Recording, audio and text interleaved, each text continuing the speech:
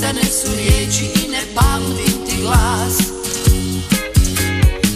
Iako davno već zaborav te skrio i dodir tvoj je stran, susret bi novi probudio u meni onaj stari hlam. Ako te sretnem samo šuti, samo šuti, šuti moj dječače plavi. I nek tvoja kosa plava na jastuku uspomeni